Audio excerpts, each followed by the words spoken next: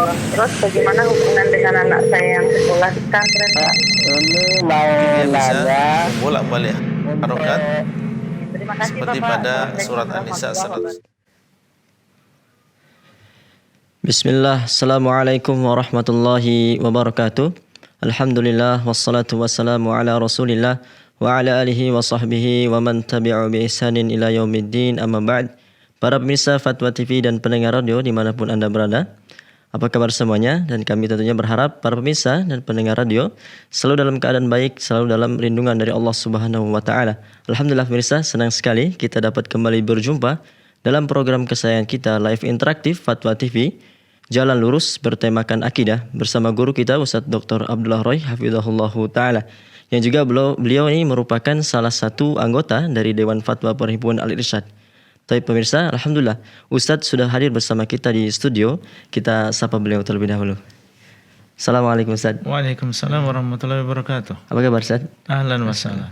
Hayyakumullah. Jazakumullah khair Ustadz sudah bisa hadir bersama Allah kami di yabarik studio fiik. Ustadz. Masya Allah. Alhamdulillah. Nafrah bi liqaikum. Nah, jazakumullah. Hayyakumullah. Masya Allah. Tapi pemirsa, alhamdulillah Ustadz dalam keadaan baik, dan kami juga informasikan bahwasanya live interaktif kita pada kesempatan kali ini juga disiarkan oleh beberapa stasiun radio. Di antaranya ada Radio Binbas Yogyakarta, Radio Sahabat Tegal, Radio MD FM Probolinggo, Radio Hang FM Batam, kemudian Radio Amuba Pangkal Pinang, Radio Sago FM Sumbar, Radio Al Hikmah Bekasi, Radio Tuah FM Riau, dan Radio Madinah Caruban, kemudian Radio Mas FM Sragen. Kami ucapkan jazakumullah khairan atas partisipasinya dalam menyebarkan atau menyiarkan live interaktif kita pada kesempatan kali ini. Pemirsa, sebelum kita menjawab pertanyaan dari para pemirsa ya, dan membacakan pertanyaan-pertanyaan dari web, kita minta Ustadz untuk menyampaikan beberapa nasihat pemuka Ustadz. Nah, insyaallah biidznillah. Baik. Bismillahirrahmanirrahim. Alhamdulillah rabbil alamin.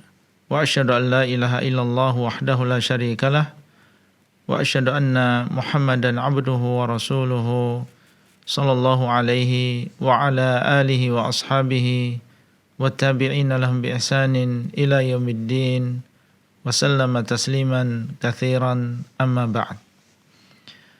Para pemirsa Fatwa TV yang dimuliakan oleh Allah,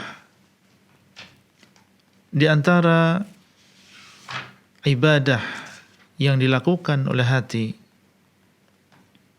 yang seorang muslim dan juga muslimah diperintahkan untuk melakukan ibadah ini adalah husnudzan billahi azza wa jalla.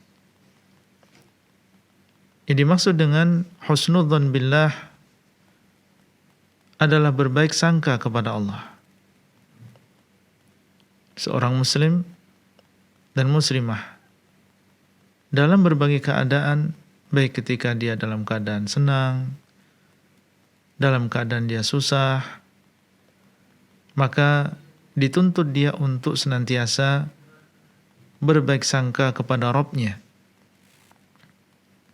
berbaik sangka kepada Allah yang telah menciptakannya, yang telah memberikan kepadanya banyak kenikmatan. Orang yang berbaik sangka kepada Allah dalam setiap keadaan, maka dia akan merasakan kebahagiaan yang luar biasa.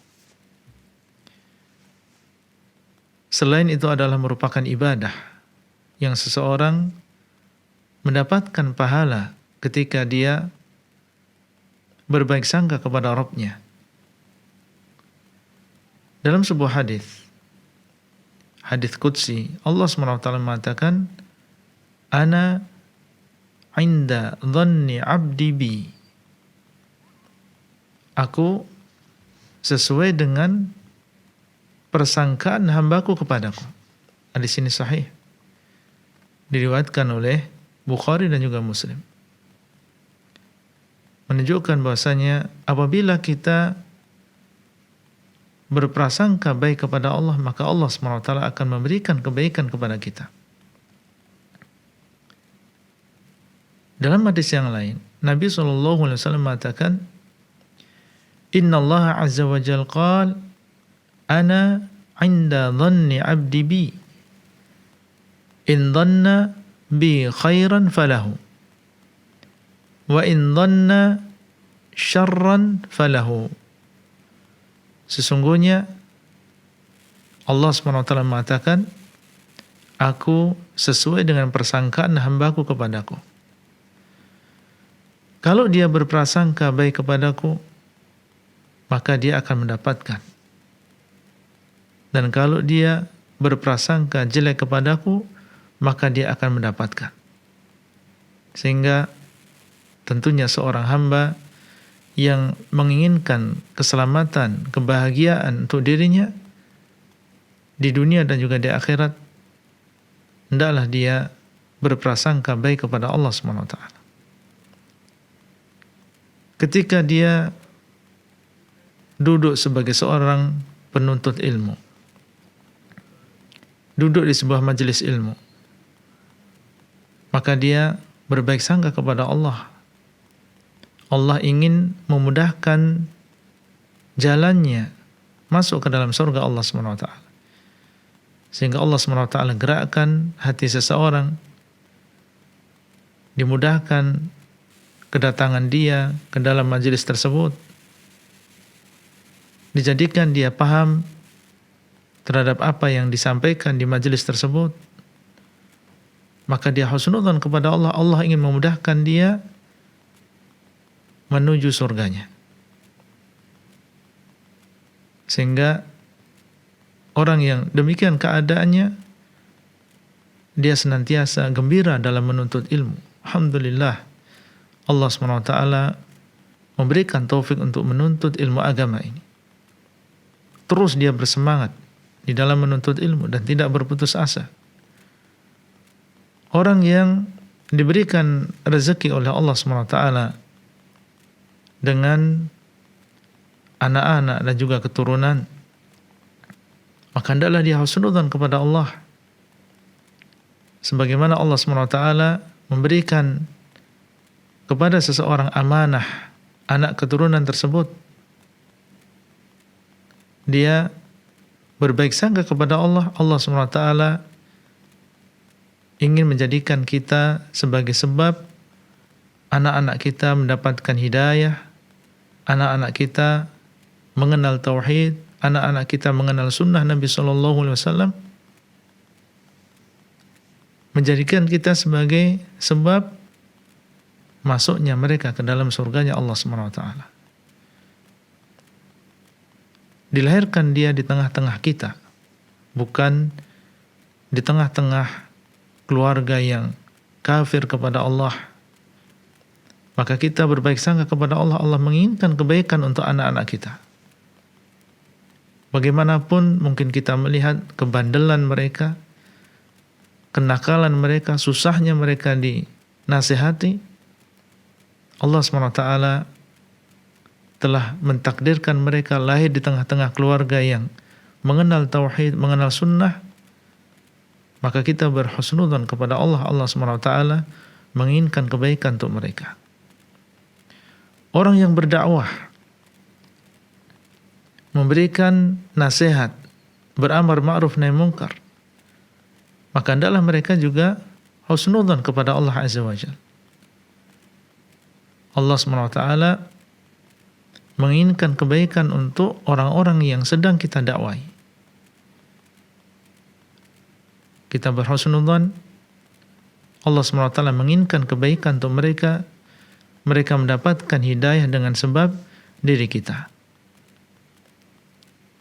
Dan dalam seluruh keadaan, baik ketika seseorang mendapatkan kenikmatan maupun dalam keadaan kesusahan. Ketika dia mendapatkan kenikmatan, maka dia berhusnudzon kepada Allah. Allah SWT ingin membuka bagi kita pintu untuk bersyukur, memberikan kesempatan bagi kita untuk menjadi hamba-hamba Allah yang bersyukur, yang dikatakan oleh Allah, wa qalilun min ibadiyasy syakur, dan sedikit di antara hamba-hambaku yang bersyukur.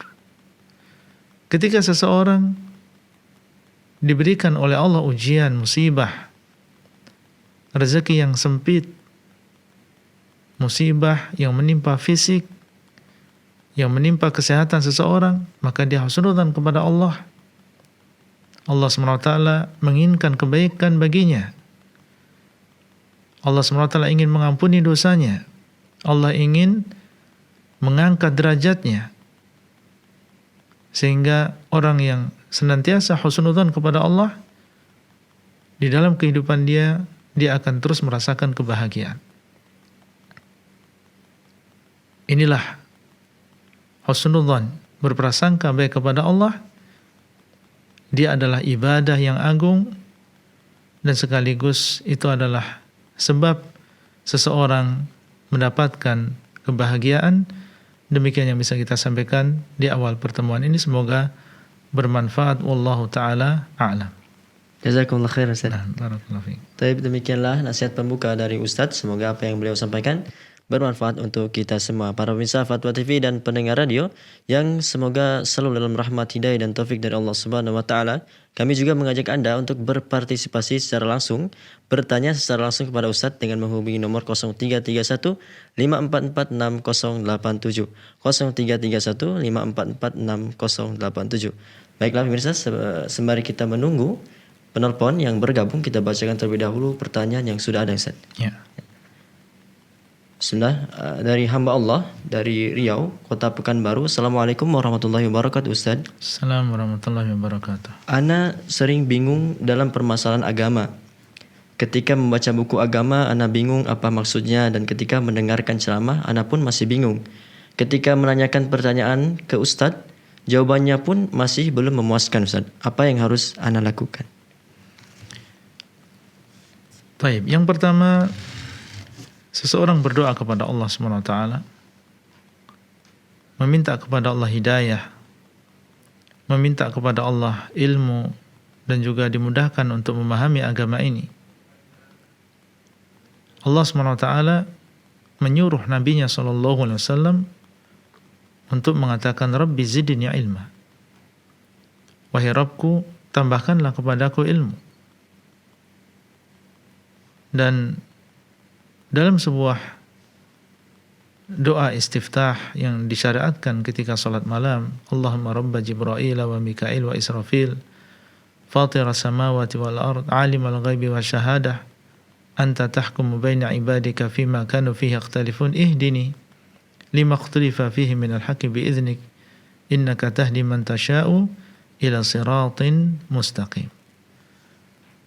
Ihdini, ya Allah, berikanlah hidayah kepadaku di dalam perkara yang manusia berselisih di dalamnya. Maka doa-doa yang seperti ini, apabila dibaca oleh seseorang dengan sungguh-sungguh, dan memang di dalam hatinya dia ingin memahami agama Allah, maka semoga Allah SWT mengabulkan doa tersebut, memudahkan dia di dalam memahami agama ini. Itu yang pertama. Pentingnya doa di dalam mempelajari agama Allah. Allah SWT dialah yang menjadikan para ulama memahami agama ini. Allah SWT dialah yang menjadikan para imam Syafi'i, Imam Malik, Imam Ahmad bin Hanbal, dan imam-imam yang lain, mereka memiliki pemahaman yang dalam di dalam agama ini. Allah SWT yang telah membukakan pemahaman tersebut untuk mereka. Nabi SAW pernah berdoa untuk seorang Abdullah bin Abbas. Beliau mengatakan, Allahumma faqihhu fid din wa'allimhu ta'wil. Ya Allah, jadikan dia paham terhadap agamanya dan ajarkan kepadanya tafsir Al-Quran. Dan Allah SWT mengabulkan doa beliau SAW. Jadilah Abdullah bin Abbas orang yang menjadi rujukan di dalam masalah tafsir Al-Quranul Karim. Bahkan para senior sahabat Nabi SAW dahulu, mereka kembali kepada tafsir Abdullah bin Abbas. Kemudian yang kedua, di antara yang menjadi sebab mudahnya seseorang untuk memahami agama Allah adalah dengan menjauhi kemaksiatan. Karena maksiat ini adalah kegelapan. Dan ilmu syar'i agama ini adalah cahaya. Orang yang ingin memahami agama Allah dengan mudah, maka adalah dia menjauhi kemaksiatan. Apabila dia ingin mendapatkan ilmu dan di waktu yang sama dia masih melakukan banyak kemaksiatan, maka kemaksiatan yang dia lakukan akan mempersulit dia untuk memahami agama Allah. Sebagian salaf dahulu mengatakan, inna nasta'inu bitarkil ma'asi alal hifz. Kami meminta pertolongan kepada Allah dalam kemudahan menghafal hadis-hadis dengan cara meninggalkan kemaksiatan. Dengan cara meninggalkan kemaksiatan. Yang demikian karena mereka tahu bahwasanya kemaksiatan ini mempersulit seseorang untuk menghafal ilmu, mempersulit seseorang untuk memahami ilmu agama ini.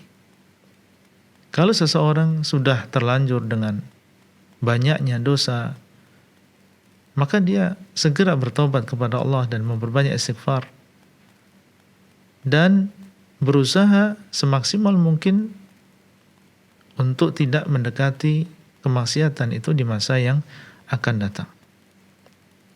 Kemudian yang ketiga, di antara cara untuk mendapatkan kemudahan di dalam menuntut ilmu agama adalah bersabar. Bersabar. Memang mencari ilmu agama dan menuntut ilmu agama perlu waktu. Seseorang mungkin dalam pertemuan yang pertama, membaca yang pertama, dia tidak paham. Tapi ketika dia menghadiri majelis yang kedua atau majelis yang ketiga, mulai di situ ada sedikit masuk pemahaman. Dan kalau dia bersabar terus, maka akan terus bertambah pemahaman tersebut. Akhirnya dia bisa memiliki pemahaman yang baik dan sempurna terhadap sebuah masalah. Demikian pula dalam membaca. Yang seseorang terkadang dalam majelis yang pertama ketika dia membuka satu halaman sebuah buku, dia belum paham. Tapi ketika dia mengulang kembali bacaan tersebut, mulailah di situ ada titik terang. Demikianlah seorang penuntut ilmu, mereka dituntut untuk bersabar, dan memang yang namanya ilmu ini perlu waktu yang panjang untuk mendapatkan pemahaman yang baik, pemahaman yang benar. Semoga Allah SWT memberikan taufik kepada kita semua. Nah, Jazakumullah khair Ustaz. barakallahu fiik. Demikianlah jazakallahu khairan wa barakallahu fiik kepada yang bertanya atas pertanyaannya. Dan kembali kami mengajak para pemirsa untuk berpartisipasi secara langsung ya, bertanya secara langsung kepada Ustadz dengan menghubungi nomor 0331 544 6087 0331 544 6087. Tapi kembali kita bacakan Ustadz pertanyaan yang sudah ada Ustadz. Dari hamba Allah di Riau, Kota Pekanbaru. Assalamualaikum warahmatullahi wabarakatuh Ustadz.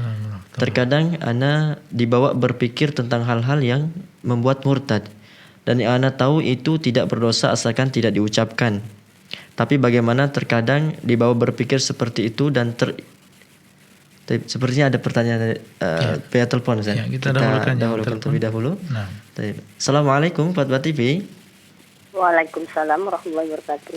Ya, tafadhol, silakan Ibu pertanyaannya. Ya, terima kasih.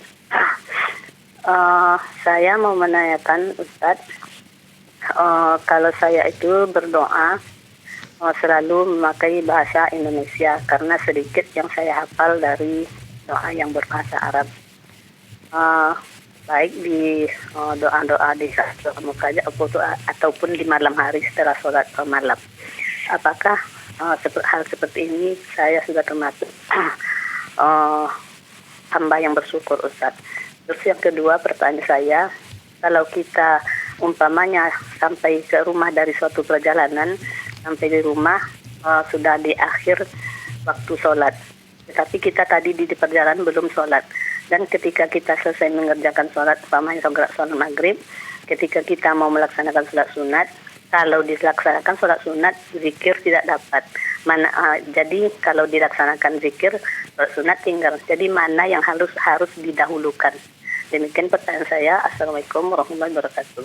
Assalamualaikum warahmatullahi wabarakatuh. Baik, Ibu Ummu Zahrah di Riau yang dimuliakan oleh Allah. Pertanyaan yang pertama tentang masalah berdoa dengan bahasa Indonesia atau bahasa kita.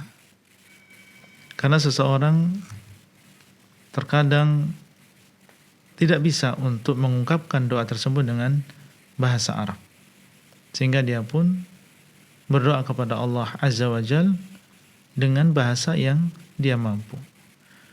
Kita katakan bahwasanya Allah SWT mengatakan, fattaqullaha mastata'tum, hendaklah kalian bertakwa kepada Allah sesuai dengan kemampuan kalian. Berdoa kepada Allah adalah termasuk bagian dari takwa.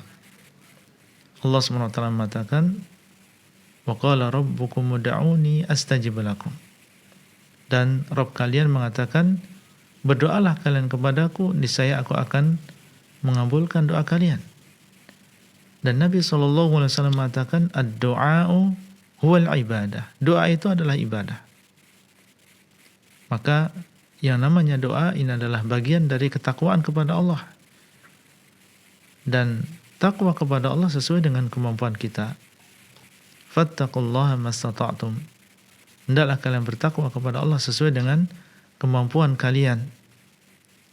Kalau memang kita tidak bisa berdoa dengan bahasa Arab, maka kita berdoa dan meminta kepada Allah dengan bahasa yang kita tahu, dengan bahasa Indonesia atau bahasa daerah kita. Allah SWT dialah yang maha mendengar, dan dialah yang maha mengetahui. Apapun doa yang kita panjatkan dengan bahasa apapun, maka Allah SWT memahami yang demikian. Tidak masalah. Yang perlu diperhatikan di sini untuk ibadah seperti sholat, maka sebaiknya seseorang kalau memang ingin berdoa di dalam sholatnya, hendaklah dia berdoa dengan bahasa Arab, baik dengan doa yang diambil dari Al-Quran atau doa yang diambil dari hadis atau doa bebas yang ini kita ucapkan, maka kita menggunakan bahasa Arab kalau itu di dalam sholat. Adapun di luar sholat, maka perkaranya di sini lebih luas, dan tentunya seorang muslim ketika dia mengambil doa dari Al-Quran, doa yang pernah dibaca oleh seorang nabi, atau doanya orang-orang soleh, ini lebih afdal. Atau doa yang diajarkan oleh Rasulullah SAW, tentunya ini lebih afdal. Itulah yang diutamakan, doa yang pernah dibaca oleh manusia yang terbaik, hamba Allah yang paling dicintai oleh Allah SWT.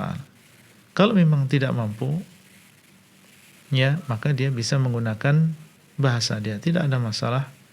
Dan sekali lagi kita bertakwa kepada Allah sesuai dengan kemampuan kita.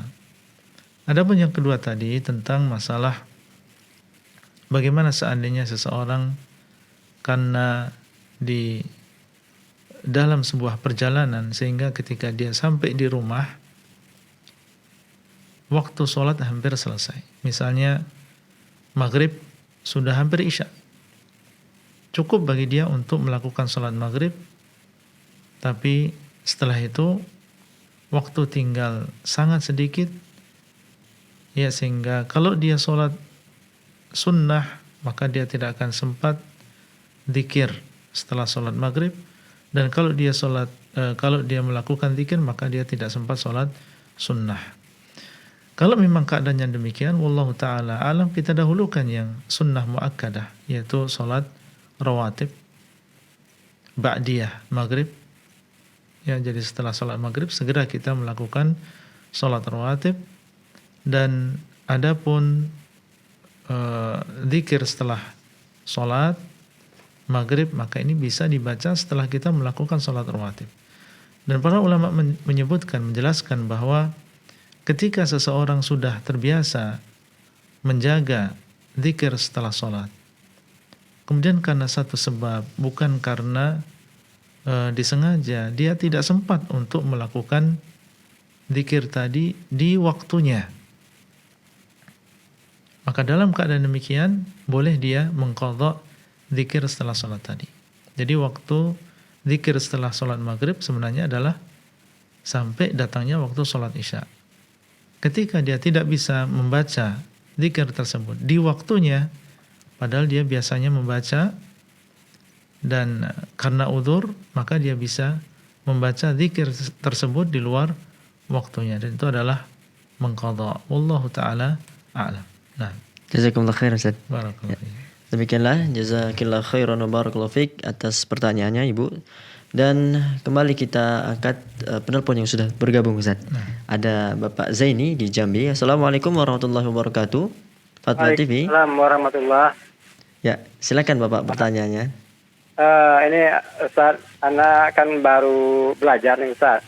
Misalnya kita safar, terus kita mau melakukan sholat qasar atau jamak, jamak takdim, atau macam mana Ustaz pengertian dari jamak sama qasar yang Ustaz? Ya. Cukup Bapak. Ya, yang boleh di qasar ini sholat apa aja, atau misalnya gini Pak Ustaz, terus kita di waktu zuhur, terus kita kerjakan sholat asar, tapi dengan qasar boleh nggak kira-kira Ustaz? Ya. Cukup Bapak. Cukup Ustaz. Ya. Assalamualaikum warahmatullahi wabarakatuh. Waalaikumsalam warahmatullahi wabarakatuh. Bapak Zaini di Jambi dan juga para pemirsa Fatwa TV yang dimuliakan oleh Allah, tentang masalah menjamak salat dan juga mengqasar salat, maka yang boleh dijamak, dan pengertian jamak adalah menggabungkan di antara dua salat. Dan yang boleh digabungkan di sini adalah yang pertama antara zuhur dengan asar, dan juga maghrib dengan isya. Dan digabungkan di sini bisa dilakukan di waktu yang pertama atau bisa dilakukan di waktu yang kedua. Kalau dilakukan di waktu yang pertama seperti sholat zuhur dan asar, dikerjakan di waktu sholat zuhur. Ini dinamakan dengan jamak takdim, jamak yang didahulukan. Kalau sholat zuhur dan asar dikerjakan di waktu asar, maka ini dinamakan dengan jamak takhir. Demikian pula maghrib dan isya. Dalam keadaan safar, boleh seseorang mengqasar. Bahkan sebagian ulama mewajibkan untuk mengqasar. Intinya disyariatkan seorang muslim untuk mengqasar salat ketika dia dalam keadaan safar. Dan yang dimaksud dengan mengqasar adalah meringkas. Dan yang diringkas di sini adalah salat yang 4 rakaat saja. Berarti salat zuhur, asar dengan isya. Zuhur menjadi 2 rakaat, asar menjadi 2 rakaat, isya menjadi 2 rakaat. Boleh seseorang ketika safar dia sholat zuhur saja 2 rakaat di waktu sholat zuhur. Kemudian ketika datang sholat asar, dia melakukan sholat asar 2 rakaat.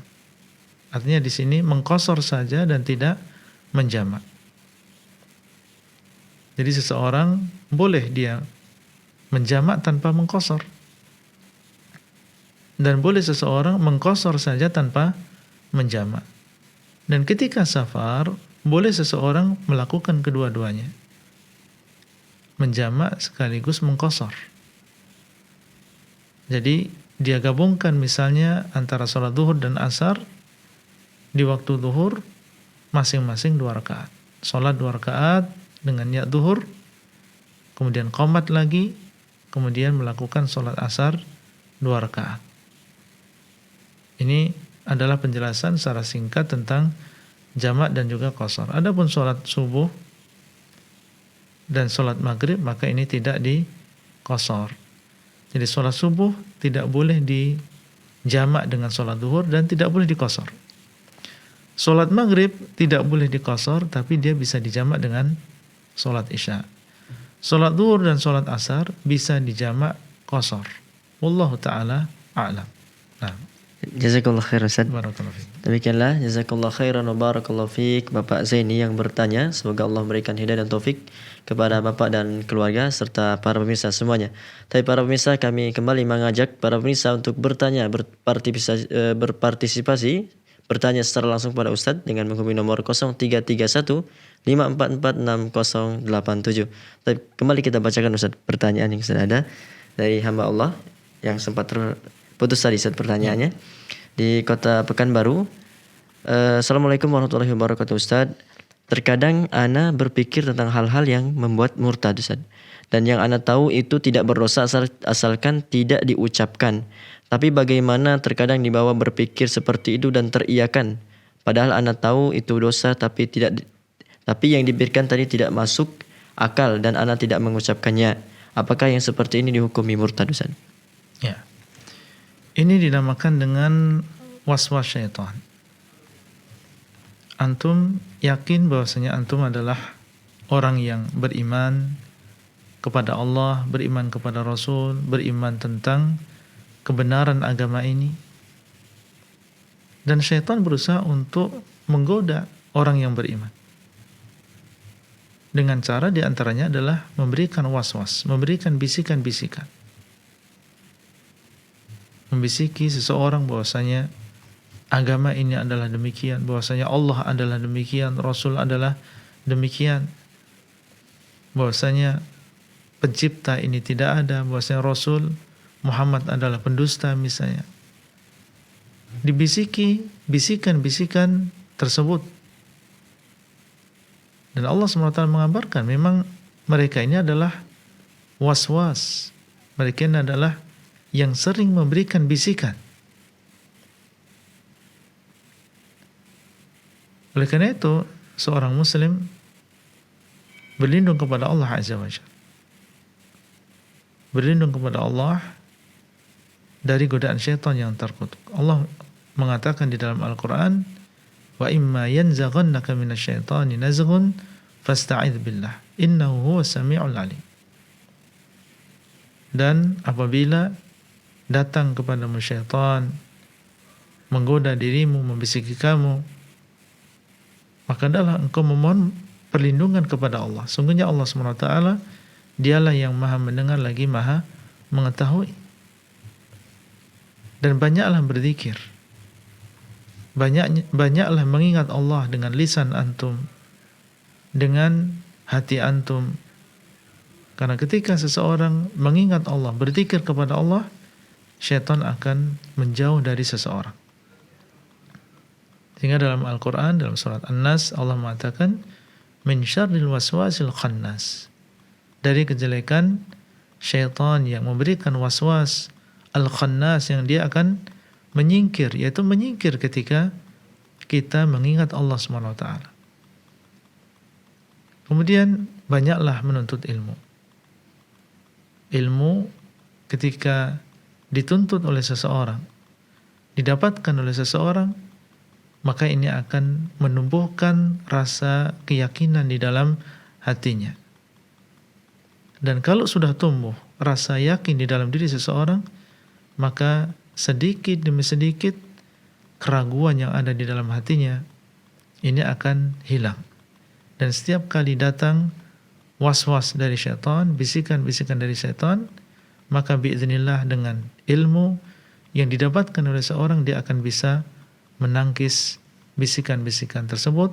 Wallahu ta'ala a'lam. Jazakumullah khair Ustaz. Barakallahu fiik. Demikianlah yang bertanya, jazakallahu khairan wa barakallahu fiik. Semoga dapat dipahami atas jawabannya. Dan kembali kita angkat penelpon yang sudah bergabung Ustaz. Ada hamba Allah di Sumatera Utara. Assalamualaikum warahmatullahi wabarakatuh. Fatwa TV. Assalamualaikum warahmatullahi wabarakatuh. Ya, silakan Bapak pertanyaannya. Kami mau nanya, Ustaz. Ya. Ya, silakan. Silakan Bapak. Kami kan ada anak nggak mampu. Jadi macam mana apanya itu, Ustaz? Diimpakkan apa bantu anak gitu? Diulang pertanyaannya, mohon maaf. Ini Ustaz, anak ada yang nggak mampu kan? Ya. Buat rumah. Jadi kami bantu. Jadi bagaimana pahalanya itu kita impakkan apa bantu anak itu? Ya. Pahalanya cemana gitu? Barakallahu fiik. Cukup Bapak. Cukup Ustaz. Ya. Jazakallah khairan. Pertanyaan dari seorang hamba Allah di Sumatera Utara, dan semoga jawaban ini bermanfaat untuk beliau dan juga para pemirsa Fatwa TV dimanapun antum berada. Apa yang diinfakkan oleh seorang bapak atau seorang ibu untuk anak-anaknya, baik berupa makanan atau minuman atau uang atau apa saja, kalau dia memiliki ihtisab, yaitu memohon kepada Allah pahala dari apa yang dia keluarkan, maka dia akan diberikan pahala oleh Allah SWT. Sebagaimana dalam hadis, sampai satu suap yang kita berikan kepada istri kita, maka seseorang mendapatkan pahala dari makanan yang dia berikan kepada keluarganya.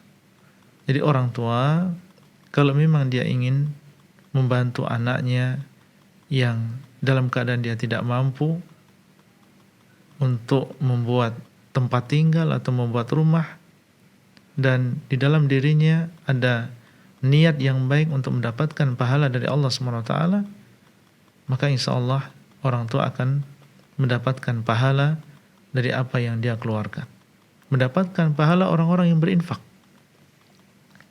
Jadi infak ini bukan hanya untuk orang selain keluarganya saja, bahkan infak terhadap orang yang masih dekat dengan kita, keluarga kita sendiri, itu justru malah diutamakan sebelum kita berinfak kepada orang lain.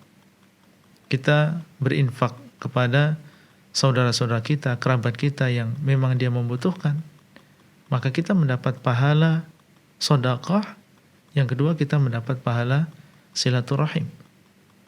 Ya, kita mengikat tali persaudaraan dengan saudara kita dengan cara memberikan infak kepada saudara kita.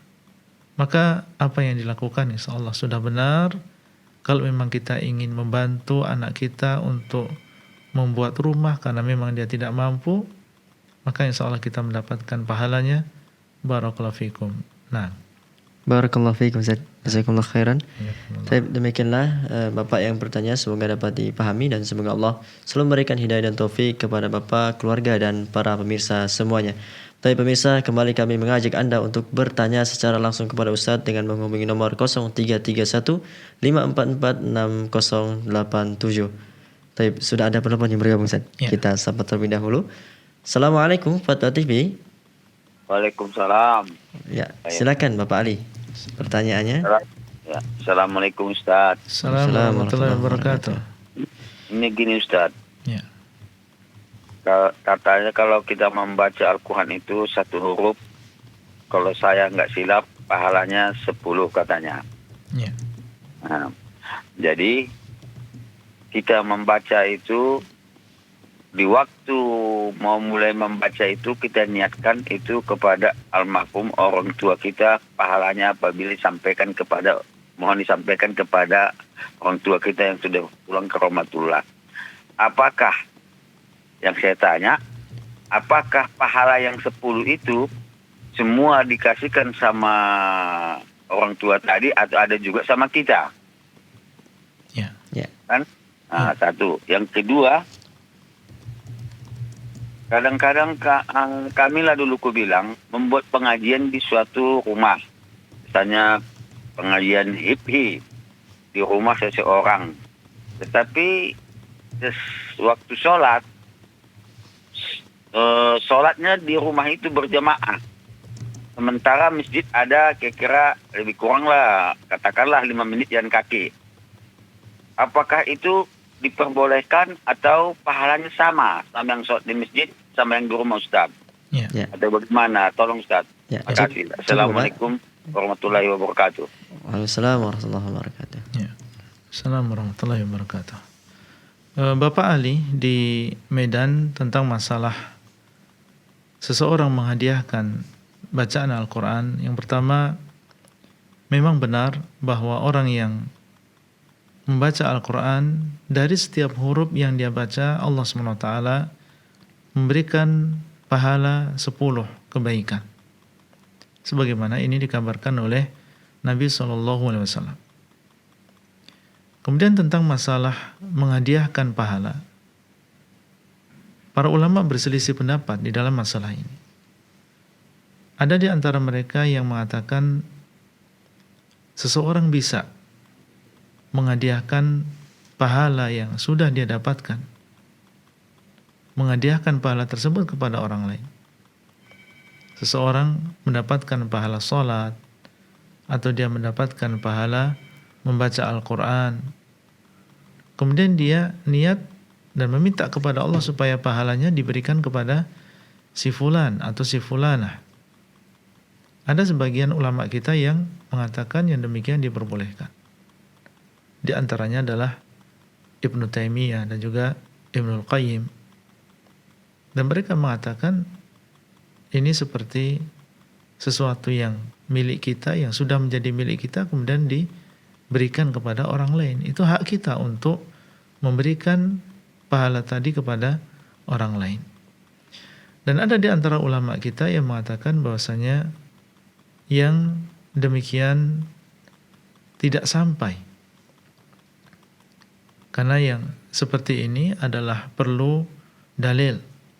Kalau memang di sana ada dalil yang menunjukkan tentang sampainya pahala tersebut kepada orang lain, maka kita lakukan. Seperti misalnya seseorang menghajikan orang lain, seseorang bersedekah atas nama orang lain, seseorang melakukan umroh atas nama orang lain, maka ini ada dalilnya.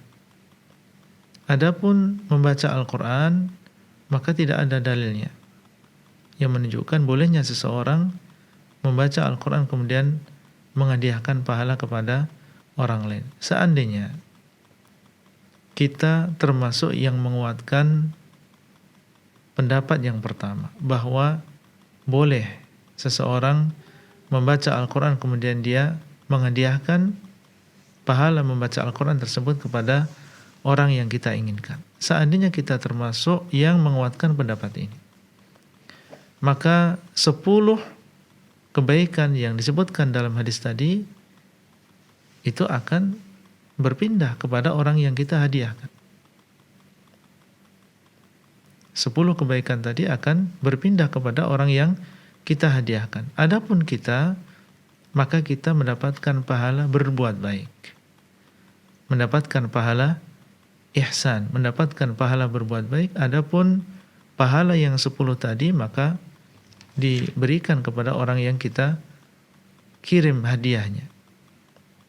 Nah, wallahu ta'ala a'lam. Namun sekali lagi, pendapat yang lebih kuat adalah pendapat yang mengatakan bahwa untuk membaca Al-Quran ini tidak ada di sana dalil yang menunjukkan disyariatkannya menghadiahkan pahala membaca Al-Quran kepada orang yang sudah meninggal dunia. Wallahu ta'ala a'lam.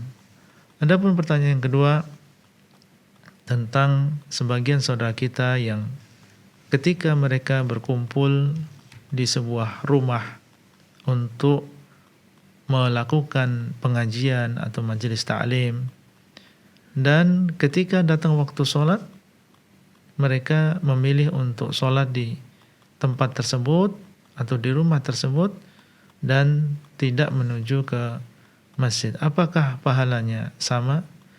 Kita katakan tentunya tidak.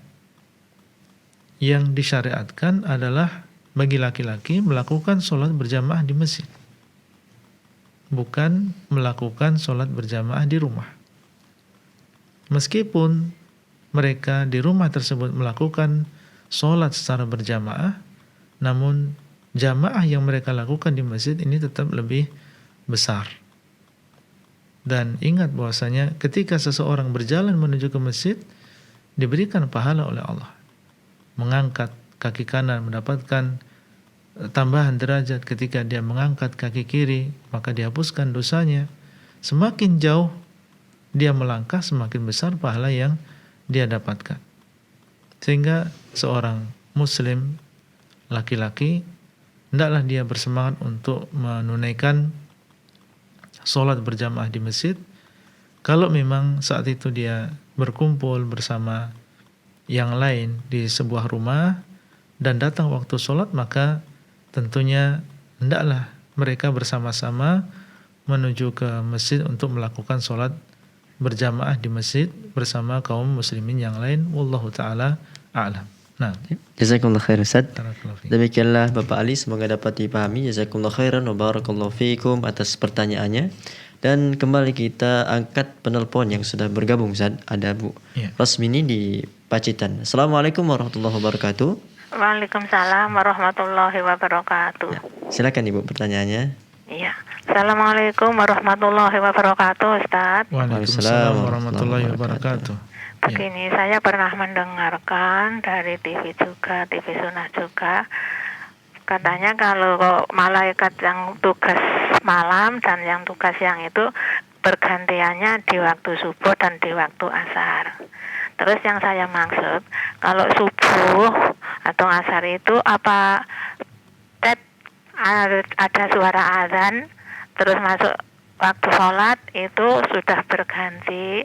Apa kita yang sholatnya agak telat sedikit itu sudah tidak dilaporkan ke Allah? Kan katanya Allah juga tanya, sedang apa hambaku? Kalau belum sholat, umpamanya kan kadang-kadang itu agak telat, kadang-kadang itu telatnya ya tidak sampai lama. Itu sudah terlambat apa belum? Apa ada batas-batasannya waktu subuh dan waktu asar itu? Yang pertama. Yang kedua, terus kalau membaca istighfar, terutama kalau kita mohon ampunan itu, apa cukup astagfirullah, apa astagfirullahaladzim dan sebagainya, itu yang bagaimana yang dicontohkan oleh Rasulullah. Apa selalu membaca Sayyidul Istighfar, terutama di sepertiga malam itu, bagaimana sebaiknya yang dicontohkan oleh Rasulullah. Terima kasih jawabannya. Jazakumullah khairan. Assalamualaikum warahmatullahi wabarakatuh. Waalaikumsalam warahmatullahi wabarakatuh. Yang pertama tentang masalah malaikat malam dan juga siang yang mereka bergantian di waktu sholat subuh dan juga di waktu sholat asar. Maka kita beriman dengan kabar dari Nabi SAW sebagaimana datangnya, bahwasanya mereka bergantian dan mereka akan ditanya oleh Allah, dan mereka mengatakan kami tinggalkan mereka dalam keadaan mereka sholat. Dan seorang muslim berusaha untuk melakukan sholat di awal waktunya, baik laki-laki maupun wanita. Ketika sudah menjelang datangnya waktu sholat, sudah menjelang adzan, maka hendaklah dia segera mempersiapkan diri. Kalau bisa sebelum adzan itu sudah siap. Ketika datang waktu sholat, maka seorang laki-laki tentunya berjamaah di masjid, segera dia pergi ke masjid. Dan seorang wanita pun meskipun dia sholat di rumah, hendaklah dia berusaha untuk sholat di awal waktunya. Diharapkan orang yang melakukan demikian, dia termasuk orang yang mendapatkan keutamaan ini, mendapatkan keutamaan sholat di awal waktu, dan termasuk orang yang dilaporkan oleh malaikat kepada Allah bahwasanya mereka ditinggalkan dalam keadaan mereka sholat. Adapun apabila karena satu sebabnya seseorang terlambat dalam melakukan sholat di awal waktu, maka semoga ketika seseorang keterlambatannya adalah karena uzur, dan biasanya dia menjaga sholat tersebut, semoga Allah SWT memberikan pahala kepadanya sesuai dengan niat seseorang. Wallahu ta'ala a'lam. Kemudian yang kedua tentang masalah istighfar. Apakah seseorang mengucapkan astaghfirullah atau mengatakan astaghfirullahaladzim atau mengucapkan dan senantiasa mengucapkan sayyidul istighfar, maka kita diperintahkan untuk memohon ampun kepada Allah.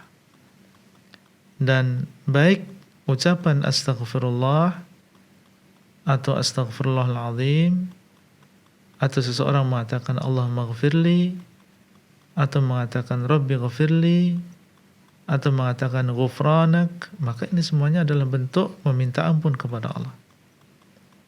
Silakan kita menggunakan lafaz yang ini ataupun lafaz yang itu, semuanya adalah bentuk meminta ampun kepada Allah Azza wa Jalla. Dan sayyidul istighfar sebagaimana namanya, ini adalah lafaz istighfar yang paling sempurna. Seandainya seseorang terkadang membaca sayyidul istighfar tersebut selain di waktu yang disunahkan, yaitu ketika zikir pagi dan petang, terkadang dia ingin membaca sayyidul istighfar tersebut di luar waktu zikir pagi dan petang, maka tidak masalah. Ya, jadi perkaranya di sini luas. Silakan kita memakai lafaz yang tadi kita sebutkan bergantian, tidak masalah. Ya, di dalamnya ada keluasan. Wallahu taala a'lam. Nah, Jazakumullah khair Ustaz. barakallahu. Demikianlah Ibu Rosmini yang bertanya. Jazakillah khair wa barakallahu fik atas pertanyaannya.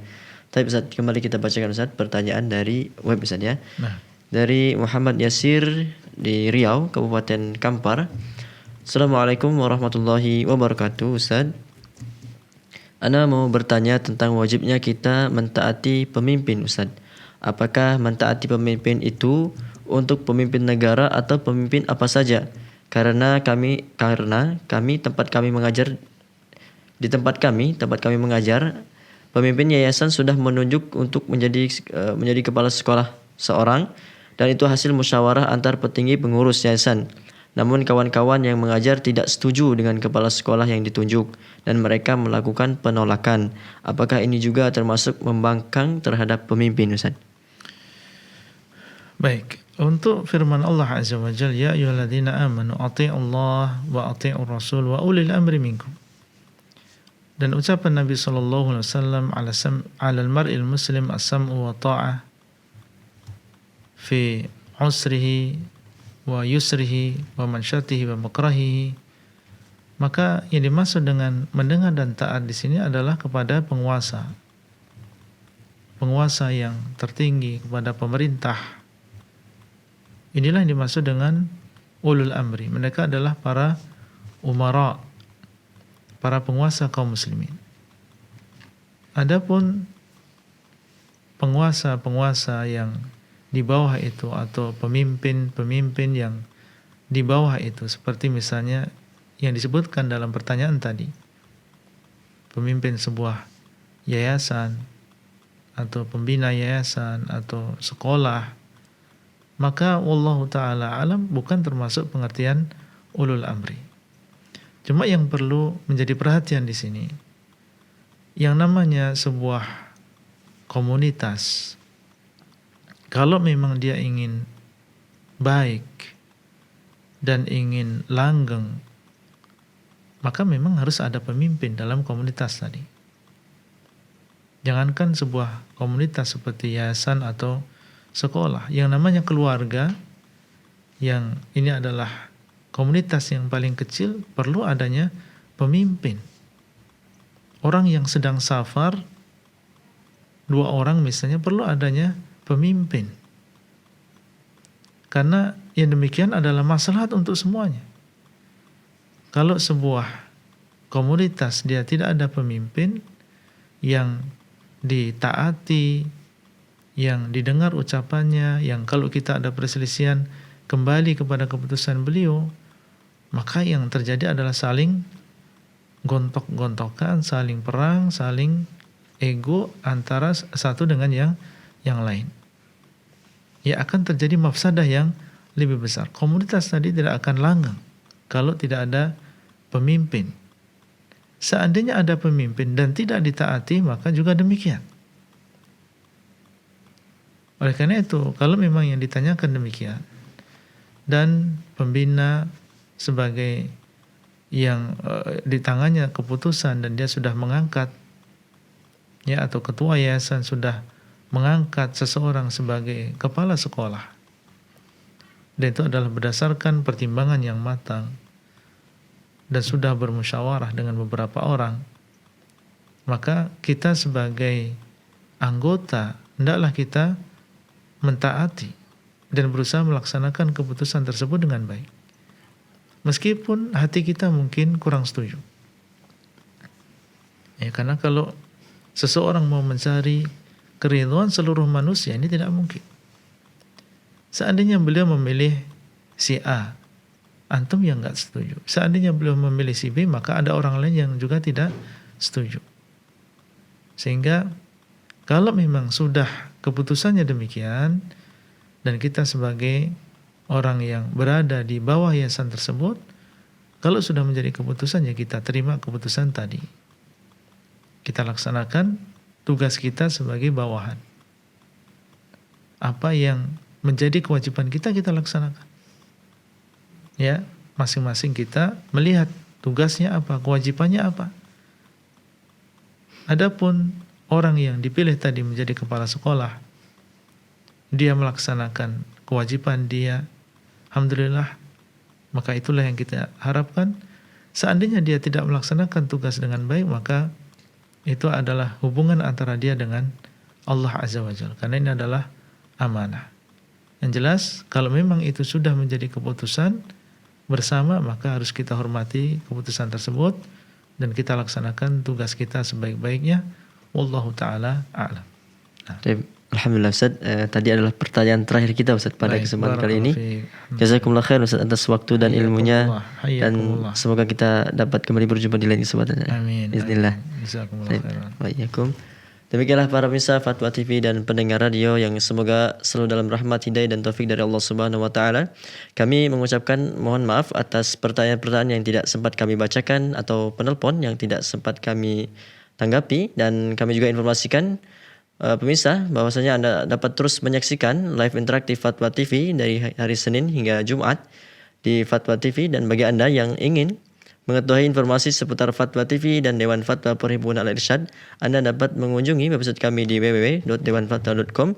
Dan akhirnya semoga apa yang Ustaz sampaikan pada kesempatan kali ini bermanfaat untuk kita semua. Kita akhiri perjumpaan kita dengan doa kafaratul majelis. Subhanakallahumma bihamdika asyhadu an la ilaha illa anta astaghfiruka wa atubu ilaik. Wassalamualaikum warahmatullahi wabarakatuh.